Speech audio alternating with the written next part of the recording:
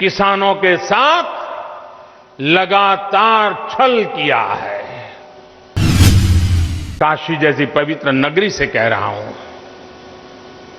अब छल से नहीं, गंगा जल जैसी पवित्र नीयत के साथ काम किया जा रहा है। भारत के कृषि उत्पाद पूरी दुनिया में मशहूर है। क्या किसान की इस बड़े मार्केट और ज्यादा दाम तक किसान की पहुंच होनी चाहिए कि नहीं होनी चाहिए? अगर कोई पुराने सिस्टम से ही लेन देन को ठीक समझता है तो उस पर भी इस कानून में कहां कोई रोक लगाई है भाई? साथियों, नए कृषि सुधारों से किसानों को नए विकल्प और नए कानूनी संरक्षण ही तो दिए गए हैं। पहले तो मंडी के बाहर हुए लेन देन ही गैर कानूनी माने जाते थे। ऐसे में छोटे किसानों के साथ अक्सर धोखा होता था, विवाद होते थे, क्योंकि छोटा किसान तो मंडी पहुंच ही नहीं पाता था। अब ऐसा नहीं है। अब छोटे से छोटा किसान भी मंडी से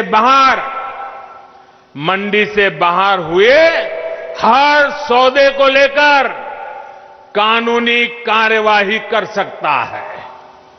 यानी किसान को अब नए विकल्प भी मिले हैं और छल से, धोखे से उसे बचाने के लिए कानूनी संरक्षण भी मिला है। किसानों को प्रकल्प के साथ ही नए विकल्प देने से ही हमारे कृषि क्षेत्र का कायाकल्प हो सकता है। सरकार की तरफ से प्रकल्प, किसान के लिए विकल्प, और दोनों साथ साथ चले तभी देश का कायाकल्प होता है। हम एक नया ट्रेंड देख रहे हैं। हम अब देख रहे हैं कि अब विरोध का आधार फैसला नहीं, बल्कि भ्रम फैलाकर, आशंकाएं फैलाकर, फिर तो भविष्य में ऐसा होगा, फिर तो भविष्य में ऐसा होगा, अब तो ये होने वाला है, उसको आधार बनाया जा रहा है।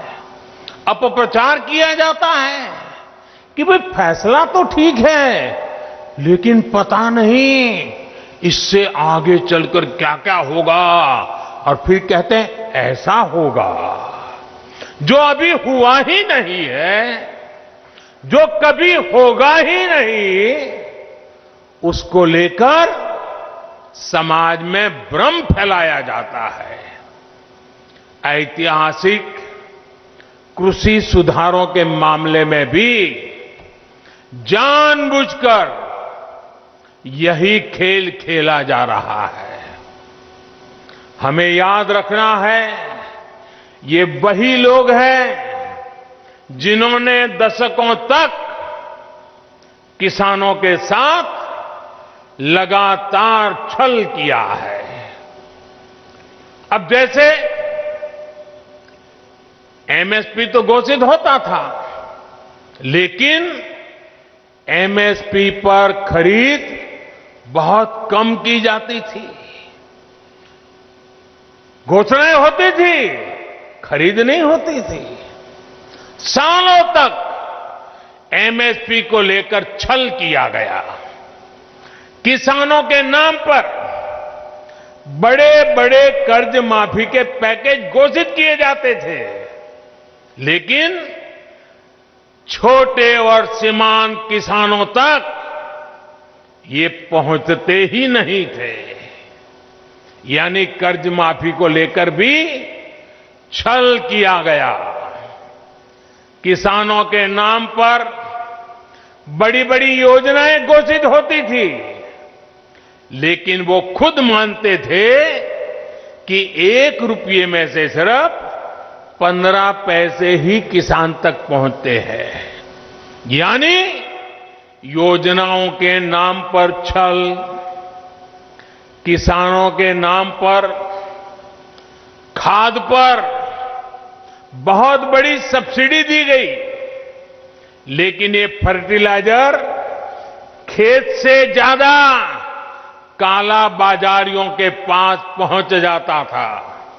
यानी यूरिया खाद के नाम पर भी छल।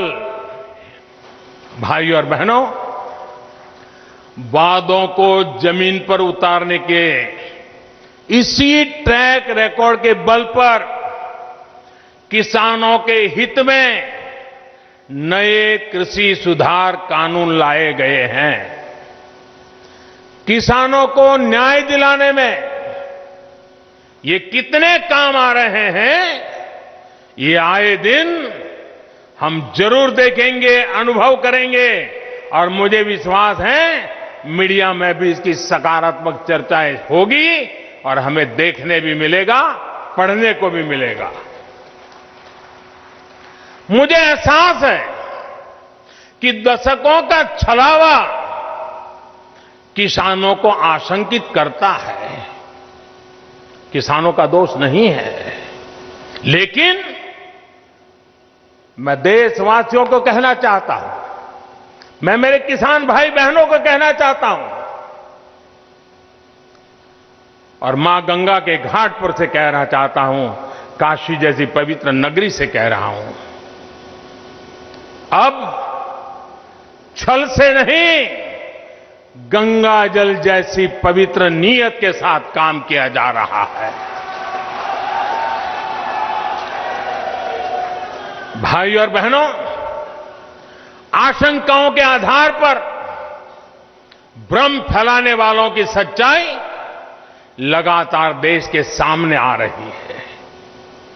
जब एक विषय पर इनका झूठ किसान समझ जाते हैं, तो ये दूसरे विषय पर झूठ फैलाने लग जाते हैं। 24/7 उनका यही काम है। देश के किसान इस बात को भली भांति समझते हैं। जिन किसान परिवारों की अभी भी कुछ चिंताएं हैं, कुछ सवाल है, तो उनका जवाब भी सरकार निरंतर दे रही है, समाधान करने का भरपूर प्रयास कर रही है। मां अन्नपूर्णा के आशीर्वाद से हमारा अन्नदाता आत्मनिर्भर भारत की अगुवाई करेगा।